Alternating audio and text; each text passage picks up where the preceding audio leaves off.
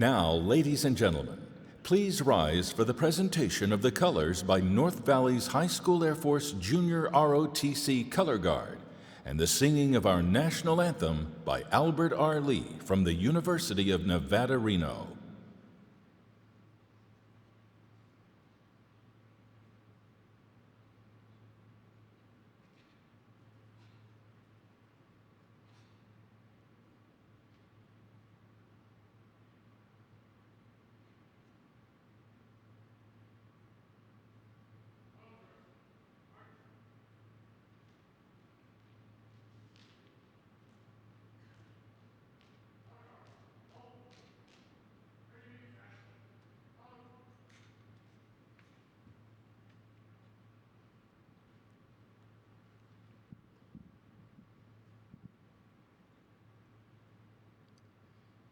Oh, say, can you see by the dawn's early light what so proudly we hailed at the twilight's last gleaming, whose broad stripes and bright stars through the perilous fight all the ramparts we watched were so gallantly streaming, and the rocket's red glare, the bombs bursting in air, gave proof through the night that our flag was still there. Oh, say, does that star-spangled banner yet wave o'er the land of the free and the home of the brave?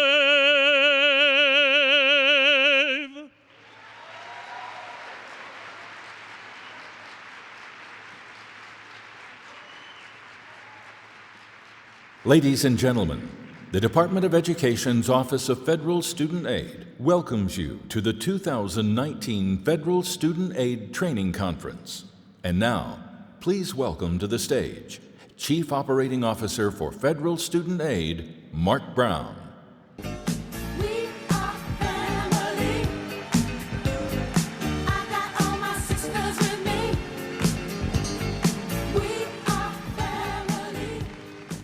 Well, good morning.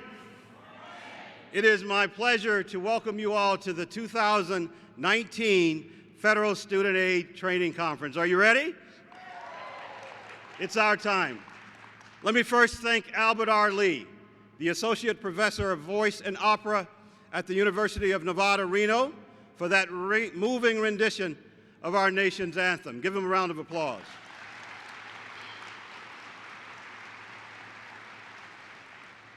And let's hear it for the Panther Air Wing, my comrades, the Junior Air Force ROTC Color Guard of Reno's North Valley High School, for their presentation of the nation's colors.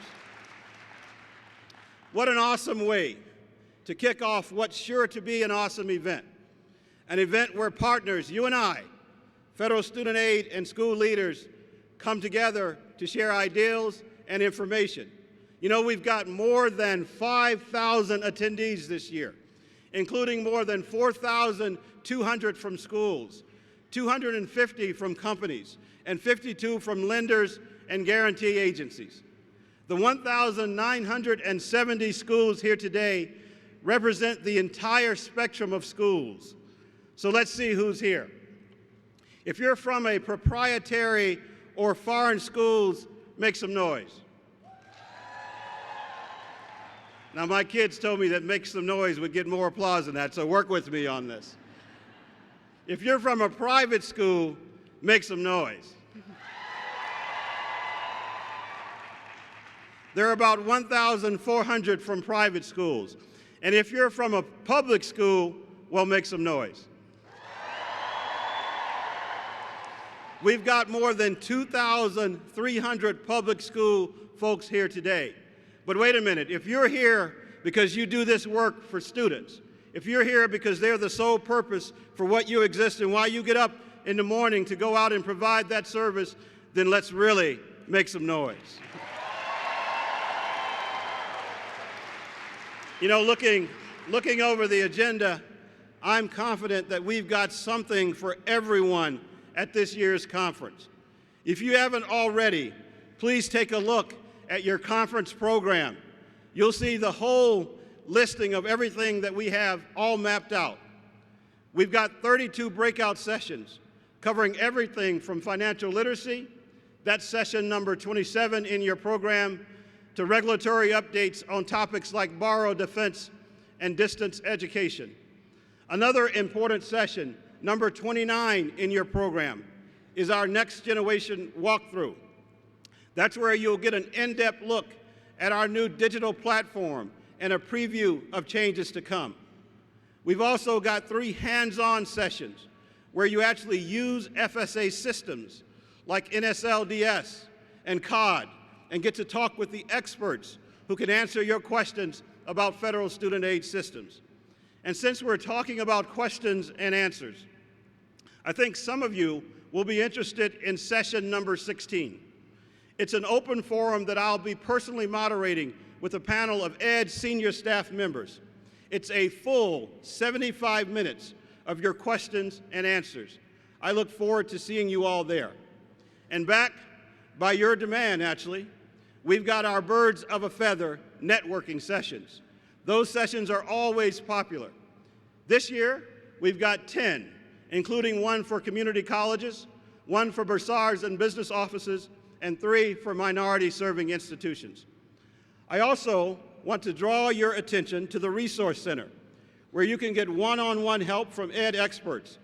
We'll have experts there to answer questions on a number of issues, including the Clery Act, COD, and EAP. While you're there, you can test drive student and partner portals in the Next Generation Exploration Corner. We're looking, by the way, for your feedback on these up-and-coming tools.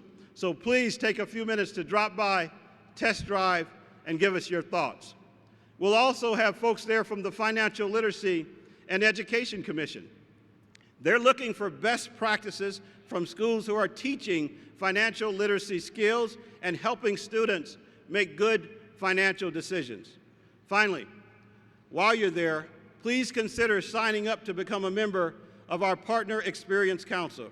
We're looking for trusted partners who can give us unvarnished answers from your perspective. It's important that we hear your ideas. We're partners.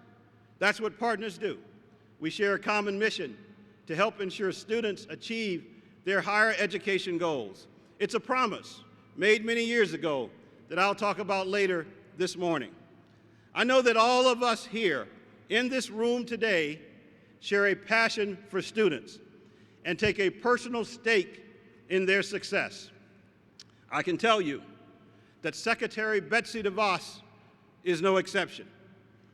The daughter of a public school teacher, Secretary DeVos believes every student is unique and deserves the freedom to pursue education in ways and places that work for them. Freedom has been the center of her time at the helm. She is focused on expanding that freedom by empowering students, parents, teachers, and local communities. An important goal of hers is to transform federal student aid, making it more efficient so that the pathway to higher education is easier for our students to navigate. It matters what you believe, and under her leadership, the department has expanded 529 education savings plans, created new apprenticeship opportunities, and increased innovative options for higher education, including restoring year-round access to Pell Grants. Prior to becoming Secretary of the Department of Education, she was chairman of the WinQuest Group and also served on numerous boards of both national and local education, charitable, and civic organizations. Of all her impressive accomplishments, though, I know that she is most proud of her and her husband's 4 children and 8 grandchildren. They have been, are, and will be students. And Secretary DeVos holds all students close to her heart. So what does she believe? She believes in their dreams. She believes in their aspirations. She believes in their unbounded goals. She believes in making those dreams, those goals come true. And finally, she believes in you. And now, it is my distinct pleasure to introduce to you the Secretary of the Department of Education, the Honorable Betsy DeVos. Madam Secretary.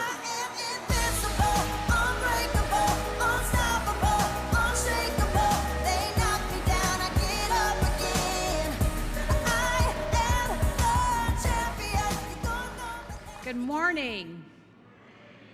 It's great to see you all. Thank you so much, Mark, for that very kind introduction. And let me add, what a pleasure it has been serving with you and having you on our team. You bring important focus, vision, and discipline to the job, and I'm so pleased to begin to see the results of your leadership. You ensure we aim high every day, General. I'm pleased to be back at this conference with people who work with and for students every day. Your role is crucial. You're with students in times of joy and sorrow as they navigate formative years. Students rely on you, and you make significant impacts on their lifelong learning journeys. So let me thank you for all you do to put students first. Federal Student Aid was established in 1965 to do just that, to come alongside students who lack financial resources to pursue higher education, to expand access to learning for those who aren't wealthy, powerful, or well-connected. That's been the mission of federal student aid programs since the beginning. But students don't pursue higher education in the same way they did back then, more than 50 years ago. And students don't pay for higher education like they did then either. Today, they use different financial instruments in a different, constantly iterating economy. At last year's conference, I urged everyone to rethink student lending. And with the limited tools Congress gave us, we are rethinking FSA. The financial aid process must be modern, streamlined, and simply easier for students and for you. That's how processes are in every other area of finance. Think about how you pay for your car or how you pay for your home. Simplicity is commonplace in the private sector. I know a thing or two about that, as do many others on our team who haven't spent a lot of time working in government. Some might question the presence of outsiders in this space, but as it's been said, maybe what students need is someone who doesn't yet know all the things you can't do. So we are modernizing FSA's infrastructure and totally revamping the way we connect with students. Last year, we called this initiative Next Gen. This year, Next Gen is Now Gen. General Brown will talk about this in greater detail later. So let me just say this. We are undertaking a rigorous transformation of government services, bringing everything together behind one digital gateway. Now, this isn't exciting in the private sector. In fact, it's expected. But for government services, our long overdue updates are well ahead of the curve. No longer will students have to sift through countless websites. There will be one website. No longer will students have to dial wrong numbers to be transferred to different ones and then sit on hold indefinitely. There will be one phone number. No longer will students have to complete their FAFSA tethered to a desktop. Now students can start on their tablet, continue on their phone while commuting to work, and complete it on any one of their devices, including through the new My Student Aid mobile app. You'll remember we exceeded expectations when we unveiled it last year. In the app, students will now have more real-time and transparent information with which to plan for their education. From submitting the FAFSA to submitting payments, From seeing what a loan will cost over time to participating in exit counseling, we are updating everything. And we're doing it so that students are better informed borrowers, so that students will be able to see what they owe, what they will owe, what ways they can repay what they owe, and acknowledge all of that each year before they borrow any more. Surprisingly, students will be able to do that for the first time ever. And if they do have questions, and we know they do, they'll be able to ask Aiden. Hello, Aiden.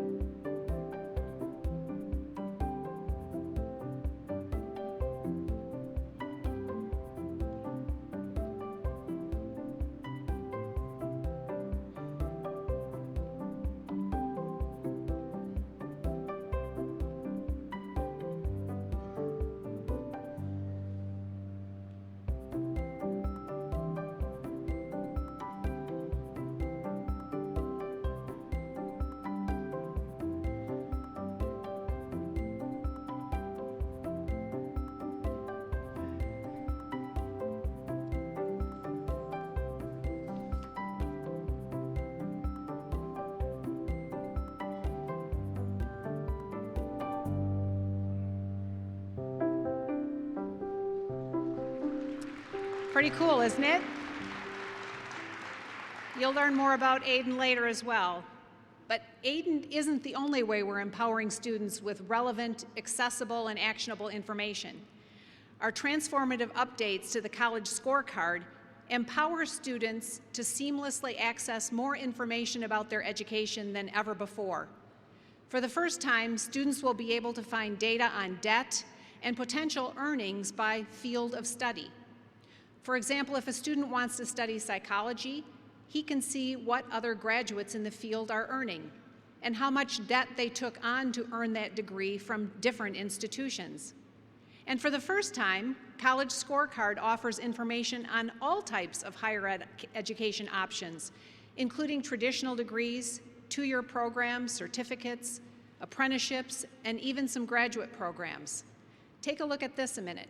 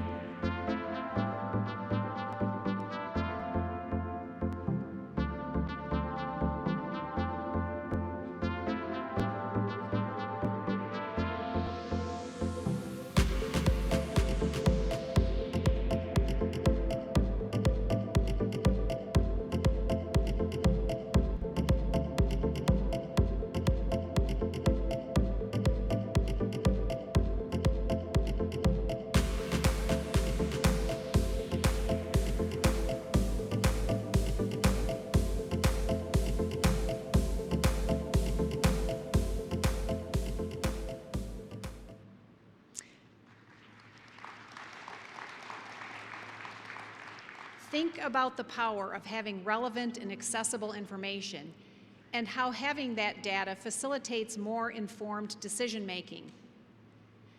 That's important, but implementing each of these tactical measures still isn't enough for FSA to truly sponsor the American mind. FSA's mission is to serve students and their families, but its structure is set up to serve politicians and their policies. And as it's been said, no one can serve two masters. Consider that initially, the federal government's role in student lending was just a guarantor or a lender of last resort. Congress never set up the U.S. Department of Education to be a bank, nor did it define the Secretary of Education as the nation's top banker. But that's effectively what Congress expects based on its policies. FSA's portfolio has skyrocketed at more than 8% annual growth on average since 2010, almost 4 times faster than economic growth. And today, FSA holds more than $1.5 trillion in outstanding loans to 42 million borrowers. That portfolio makes federal student aid bigger than Bank of America, bigger than JP Morgan, bigger than Capital One. Indeed, it represents the country's biggest consumer lender. Now, consider this government monopoly was coupled with each new political project of each new Congress. Every couple of years, FSA and the students it serves have been pulled in a new political direction. And that's borne out in this mess. Just look at today's parade of repayment options, forgiveness plans, unlimited lending, and complex rules that FSA and you have been asked to implement and then explain to students and their families. 8 different repayment plans, 5 of which are income-driven, each with different eligibility requirements. More than 30 variations of deferment and forbearance options, 14 forgiveness options, and 11 different servicers, all with totally different separate websites and platforms, phone numbers, and forms. Is it any wonder students have bad experiences? Students are borrowing tens of thousands of dollars, but many do not understand the implications of that debt. Is it any surprise, then, that both principal and interest are currently being paid down for only 1 in 4 loans? Or that nearly 11 million borrowers have loans that are delinquent or in default? Or that 43% of all loans are considered in distress? It can only lead you to the conclusion that FSA is in distress. Since the federal government inserted itself everywhere in student lending, everything has become more cumbersome and more confusing for everyone. And while everything about our world has changed, everything about federal student aid structure and governance has stayed the same. Congress might have created the first financial aid program, but it set in motion an untamed beast. Congress asked FSA to implement each new program and each new plan with the same old infrastructure and no common sense governance model. FSA simply cannot satisfy the ever-changing political whims of Washington. In its current form, which no one likely ever imagined, it cannot fulfill its mission. Now, I'm not so sure the federal government should monopolize student lending, but if it does, and for now it essentially does, then it must provide services on par with world-class financial firms. And that starts with acting like a world-class financial firm, one that is truly independent from interference, political or otherwise, one that puts its customers, students and their families at the center of everything, one that focuses on and achieves its mission. One has to wonder, why isn't FSA a standalone government corporation run by a professional, expert, and apolitical board of governors? A separate FSA would be better positioned to deliver world-class service to students and their families as they finance higher education. It would manage the student loan portfolio and work to secure its financial strength and sustainability. And it would do all the things it's been charged to do, only far better. This notion doesn't come out of left field. You've all been attuned to it for some time.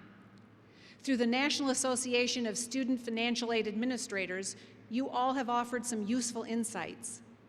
NASFA found that while federal student aid is ranked for total assets alongside the country's largest banks, the similarities end there. Banks rely on boards of directors for strategic direction and oversight. FSA has no such thing. This is an idea that warrants far more discussion. We should be discussing whether FSA would be stronger as a standalone entity, wholly and entirely separate from the U.S. Department of Education. We should be talking about the benefits of professional, experienced leadership who, as in the private sector, would be responsible for setting strategy for FSA, for overseeing the management of the loan portfolio, for ensuring institutions hold up their end of the bargain, and for reporting to Congress. To be clear, I don't think such an agency should look like another CFPB, nor should it be a return to FEL, and it would not report to the Secretary of Education. Under this scenario we're discussing, federal student aid would be empowered to focus on its mission, partnering with institutions and all of you to serve students and their families. At the same time, students must be responsible consumers of education, seriously committed to their own success. They need to have the best possible tools, data, advice, and support. And they need to be free to learn. We can provide students with better information. We can provide students with better products. We can ignore the siren songs of easy, very expensive, and unfair fixes. We can get this right for students and for our country. President Trump and this administration are committed to transforming federal student aid for students. Congress needs to come alongside us to make this happen. We live in some of the most exciting and opportunity-filled times ever. As our country's horizons are ever broadening, so too is American imagination, American ingenuity, and American achievement. So let's renew our commitment, each and every day, to each and every student's success. Thank you very much.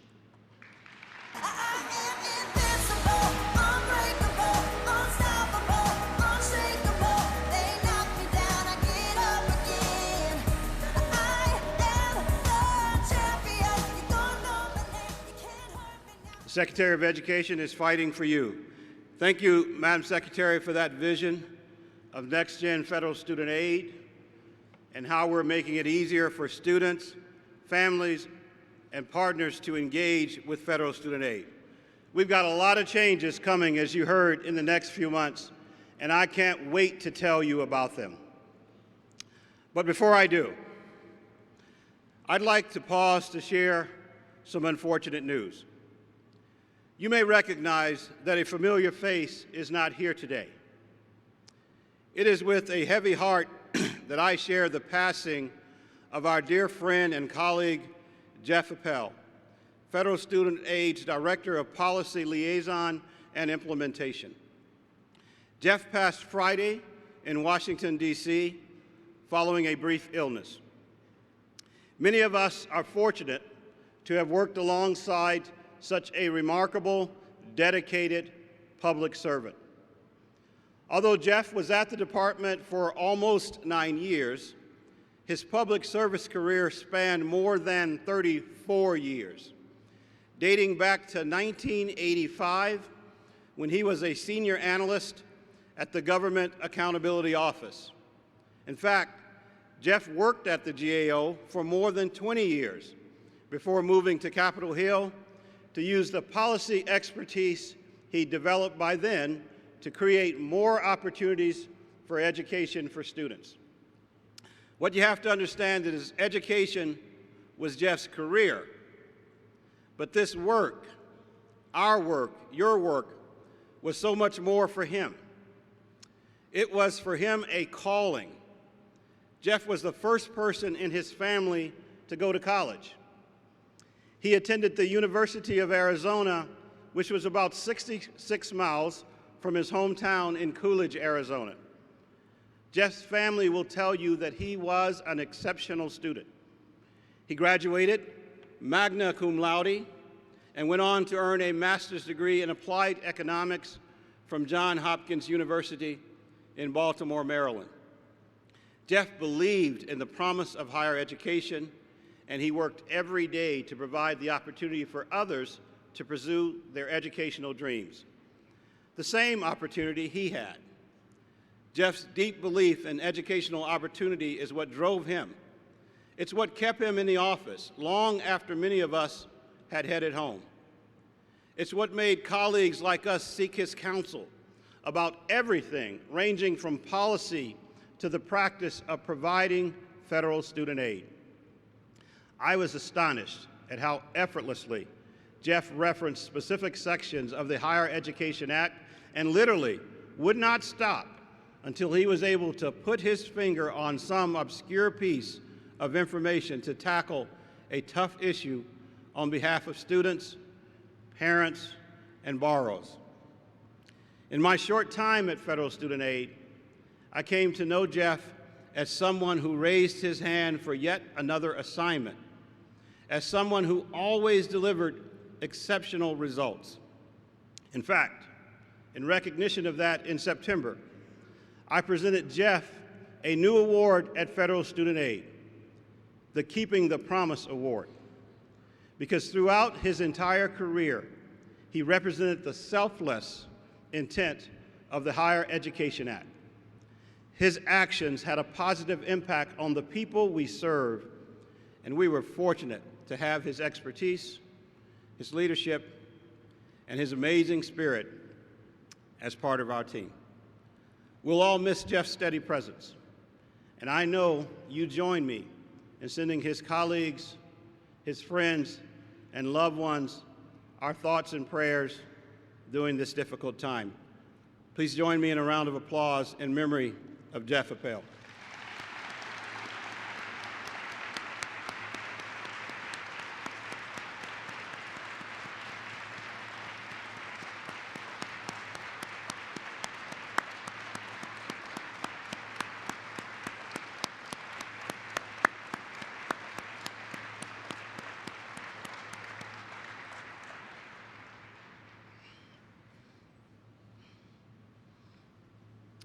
Thank you.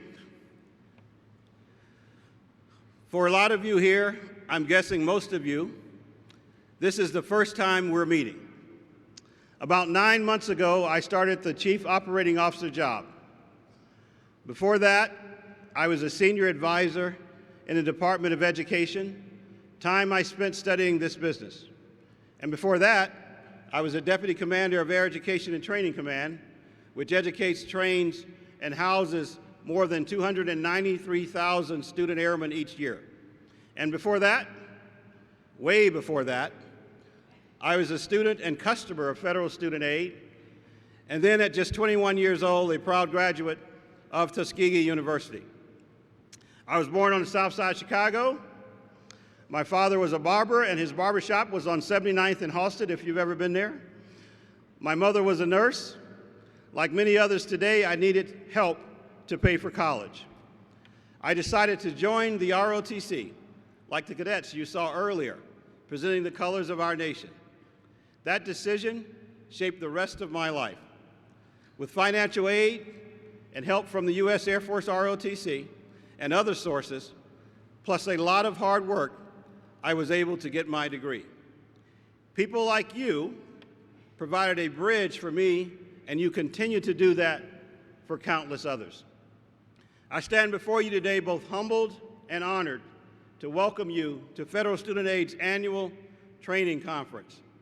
I'm thrilled to be among people whose life profession is to help anyone, regardless of how much money they have, attain their dreams of a higher education. And now, let's turn the spotlight from me to you. And I mean that literally. Can we turn the lights up?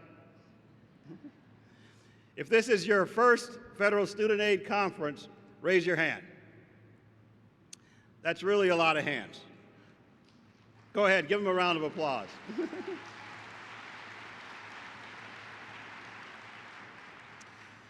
I believe we have about 1,200 new attendees, which means we have about 3,500 who have been here before. For some, welcome, and for others, welcome back. As you know, this is a must-attend conference for financial aid professionals, and it's our 19th year of the event. I'm happy to share that we've got attendees from all 50 states, as well as Guam, Puerto Rico, the Virgin Islands, and 30 countries. Some of you traveled, probably by Uber, just 7 miles to get here. And some travel nearly 10,000 miles. No matter how far you travel, I want to thank you for making the journey to be here. I want to invite you to make another journey, one with me and Federal Student Aid as equal partners. We started this journey together more than 50 years ago, when President Lyndon Johnson signed into law the Higher Education Act of 1965, which included the administration of student financial aid. President Johnson said that he wanted people to be able to tell their children and grandchildren that they have made a promise, that anyone can achieve a higher education regardless of affluence. That promise is our goal. It is our common mission. Things were different back then, back when the annual cost of college was $1,200. Only 9% of the population had 4 or more years of college. Back when only 48% of high school graduates headed off to college.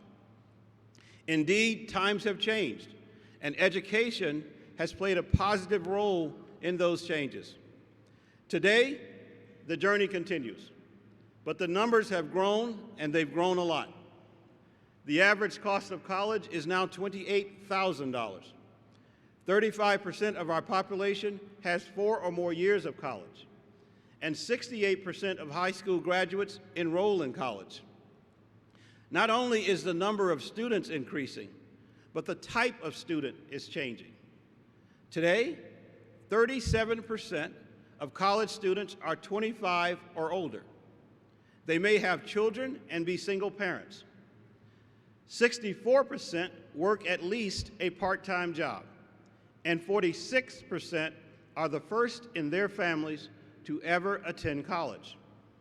We are partnering together to make it happen for these students. In the past year, collectively, we handled more than 18 million FAFSA forms.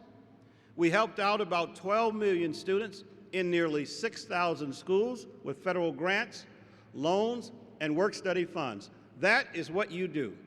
That is who you are. That is why you go into your offices and do what you do. Give yourself a round of applause.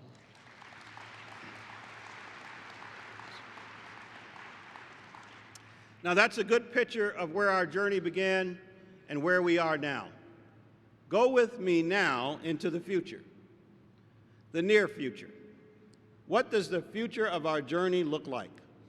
I believe the numbers will continue to grow. But more importantly, our roles will change. We'll become proactive providers of information. We'll have the data we need right at our fingertips, and importantly, we'll use it.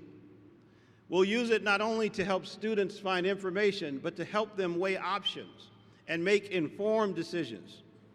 We will make sure you have the access to that data. Why? Because you play a central role in assuring our students make sound financial decisions. FSA plays a central role in ensuring you have the tools you need to meet the mission. Our partnership will and must get stronger. Let me tell you about just 2 of those tools, both of which we'll be launching in a few months. The first is our Informed Borrow tool. It integrates with the college scorecard to help students get a sense of what their loan balance, monthly payment, and expected salary could be based on the school they plan to attend. It helps borrowers know what they're getting into before they take out student loans. Why? Because we're in the business of good outcomes and not creating debt that students are not prepared to pay. For students with existing grants and loans, the Informed Borrow tool will help them understand how much they borrowed and give them a sense of what their monthly payment would be based on their current loan information. This tool also helps borrowers understand basic loan concepts, such as interest accrual, capitalization, and the difference between federal and private loans. We are very serious about this. To ensure students get the financial data they need to make informed decisions, starting with loans originated for the 2021 award year, borrowers will need to certify that they've used the Informed Borrow tool and understand their loan options. I repeat, borrowers will need to certify that they've used the Inform Borrow tool and understand their loan options.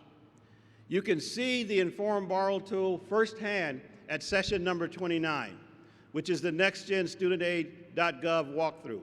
It's being held this afternoon at 2:05 and on Thursday at 8:45 in the morning. Also, at that same session, we'll show you the other tool that we're launching to help improve financial literacy. It's called the Loan Simulator.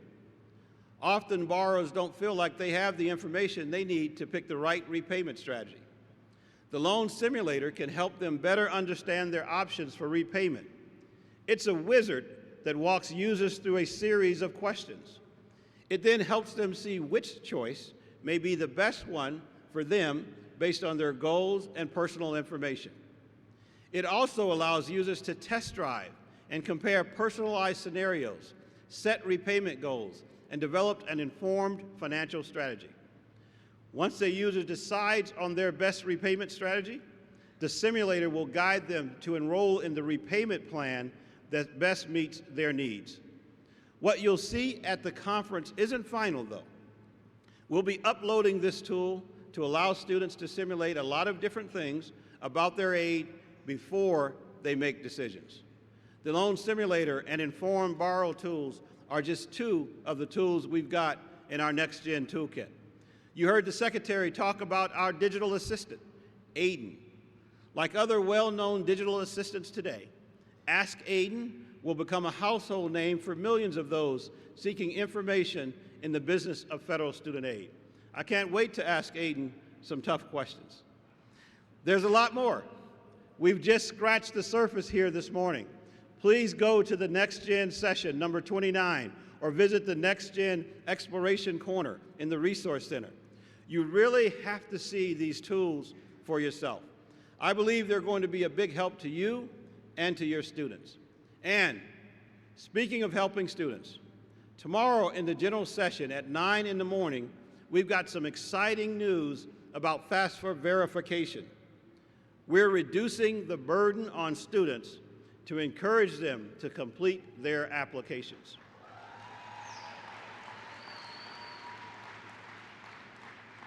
You'll learn more at tomorrow's sessions, which brings me to the next point of our journey. We've talked about where we've been and where we're going. Now let's talk about how we're going to get there.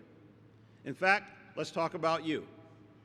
Can we relieve some of the administrative burden and bureaucracy that impacts how you do your job? I shared with you some new tools we've got lined up for our students. Our journey is going to need a 21st century workforce with 21st century skills using 21st century tools. A 21st century workforce is armed with knowledge and training. We're putting in place best-in-class training options for our workforce as well as our partners. We've also reorganized so we can operate more effectively. This is our proposed organizational structure. Our current structure does not allow for the most efficient and agile organization, specifically when it comes to decision-making and normally on your behalf. Our current organizational model can also quickly support the changes necessary to better serve our customers. As Chief Operating Officer, I recognize these limitations in the current state and decided to align the organization differently for the future. In the proposed organizational structure, I consolidate to 5 deputy coups, including 1 principal deputy, and a newly created Next Gen Federal Student Aid Program Office. Moving to a 5-deputy system model allows for decentralized and more responsive decision-making. I look forward to introducing you to the executive leadership team at the open forum later today. I encourage you to attend and ask your questions. I'll be moderating the panel this afternoon, and I'll keep things moving along. It'll be 75 minutes of nonstop action. We'll answer your questions on just about everything, including new tools, new approaches, and our reorganization. So we've talked about the 21st century workforce. Now let's talk about 21st century tools.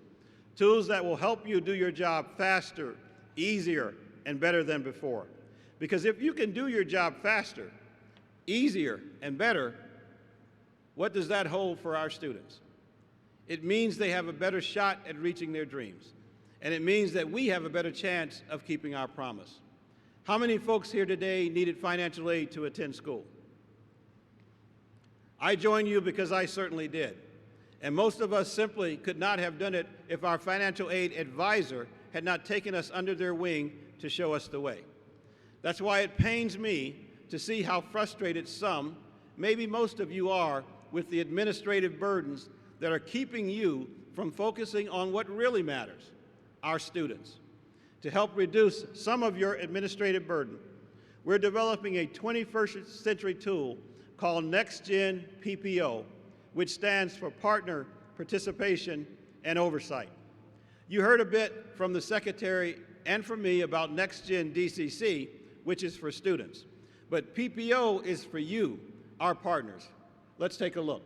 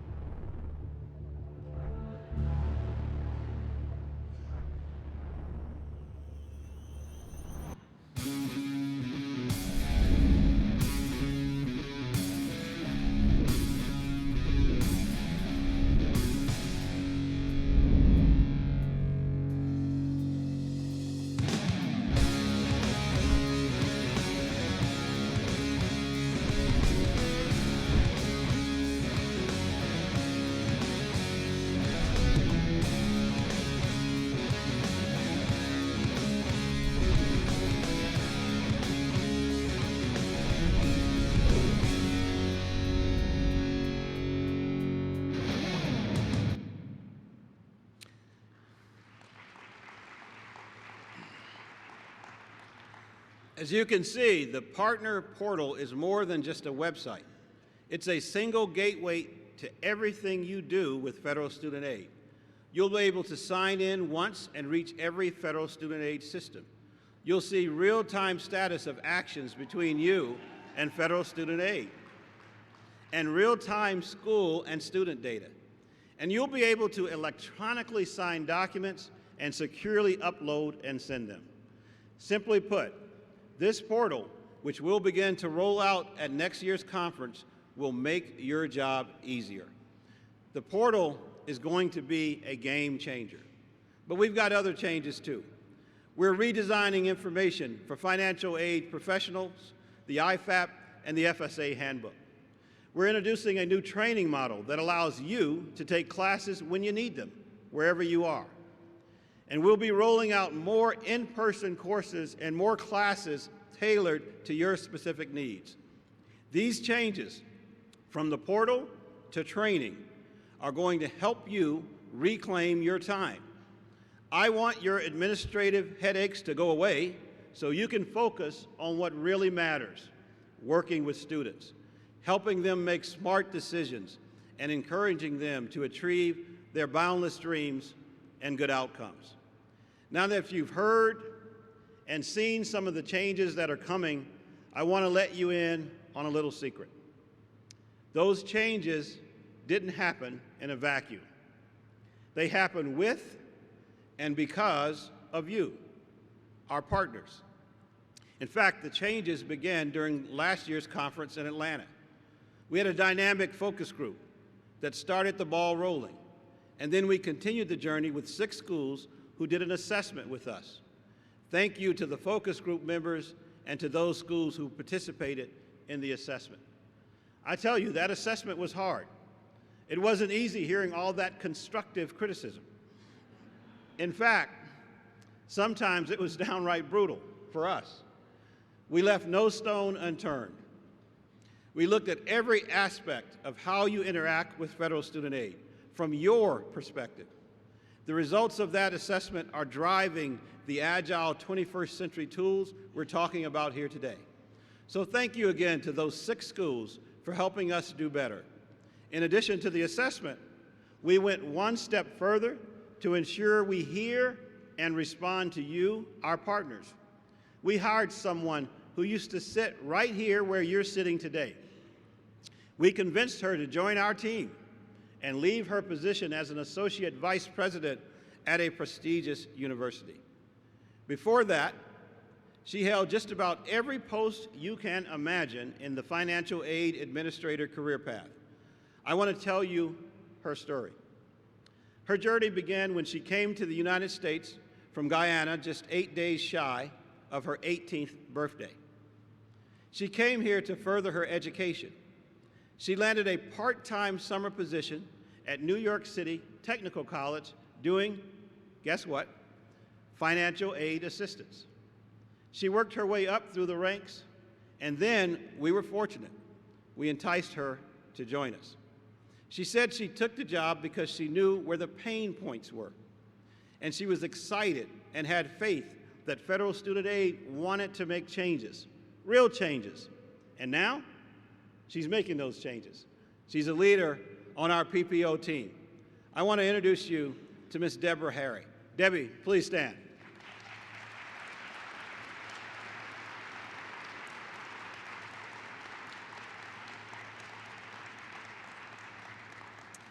So when you see her, all at once if you wish, please tell her your ideals for how we can make your job easier and help students attain their goals.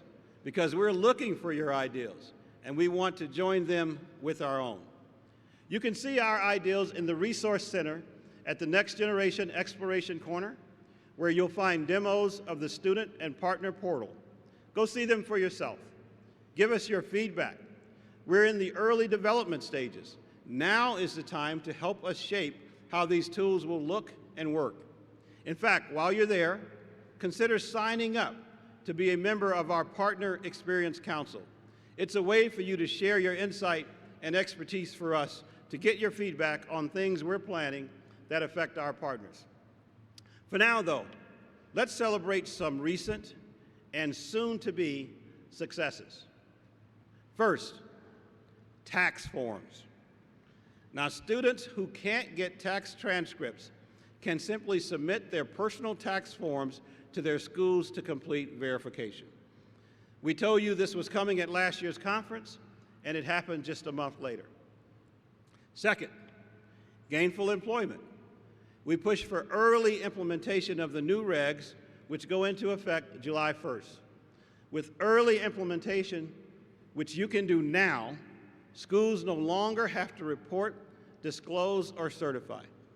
All you need to do is simply document that you're exercising early implementation of the new regs. Third,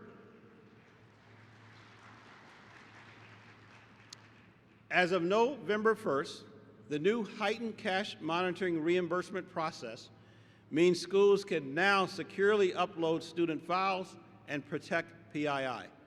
It also means FSA can review reimbursement payment requests faster, schools can track review status, and payments can be made quicker. And finally, next month, we'll launch an electronic document center in the COD for compliance functions, such as eligibility and certification and program reviews. You can easily and securely send documents. No more printing and no more snail mail. These are welcome changes that will make your job easier and, more importantly, help every student realize their education dream. Together, we are committed to keeping the promise. So I'm a straight shooter, so I'll tell you that our journey will not be without turbulence. It's bound to take some hairpin curves along the way. But when we come across those challenges, I ask you, just like I ask my staff, to stay in the fight. Stay in the fight's a battle cry from my Air Force days. It means you might win every day, but the war is too important to give up. It means that we must persevere to our ultimate goal. It's about people like you. It's about people, those that we serve and those that we serve with. You are on the front lines every day, making a difference in students' lives. I know that you care about them and that you care about them deeply. And I believe in your ability to help them reach their dreams. I trust that you will. Thank you for partnering with Federal Student Aid and joining on us with what is an incredible, exciting journey. And no matter what, stay in the fight.